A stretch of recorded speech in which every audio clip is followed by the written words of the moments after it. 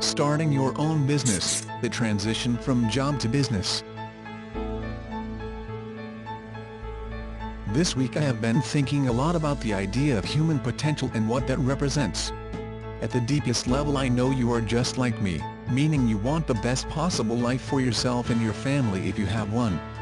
As a teenager, I found myself to be curious about the local property market. I found myself as a 17-year-old to be checking out local property prices listed in the local papers. I could never explain why this was the case because I had never had one single conversation with anybody about that sort of thing. Looking back, all I can conclude is that there must have been something in my gene pool. When I started my working career, I started in a job and then eventually transitioned into my own business at age 40. I then transitioned from business to an accidental entrepreneur. The transition from job mentality to a business mentality was emotionally excruciating for me. The reason is that my life conditioning to the point was built around safety and security. My dad's advice to me at the time centered around standard education principles, getting a job in the government and staying there for 40 years. In contrast to my situation, my wife Janine worked in her father's finance business. I found myself associating with people who worked for themselves and were entrepreneurial in nature. At the same time, my government employer was inviting employees to be part of a futuristic self-development program to make the industry better equipped for any future transitions. So I volunteered, and it was these trainings in combination with associating with small business people that sowed the seeds for my future.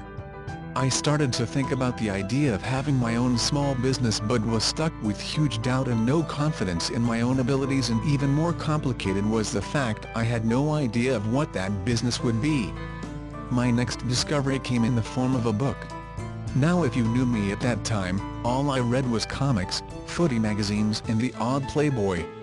It was a friend who had just become involved with direct selling giant Amway. He was excited about this book he had read, which was called The Magic of Thinking Big by Dr. David Schwartz. He gave me a copy of the book, which to my surprise I read from cover to cover. This was my first foray with reading and its magic powers. What I noticed is that my energy systems expanded, meaning I just felt more knowledgeable and more confident about who I was and what was possible. So I would agree that getting knowledge is power, but I was later to learn that knowledge without action is simply just knowledge. It is only through making decisions, implementing, doing and enacting that transformations can occur. That's my observation for the week. Phil. P.S. If you have questions for Phil and Tom, you can leave them beneath this video and they will get back to you within 24 hours.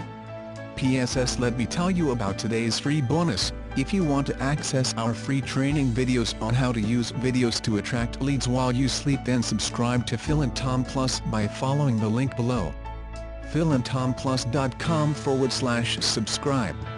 PSSS, our email newsletter, Phil's Word, is where you get access to the inner sanctum and discover what it is really like to create a long-term sustainable business that attracts leads and makes money while you sleep.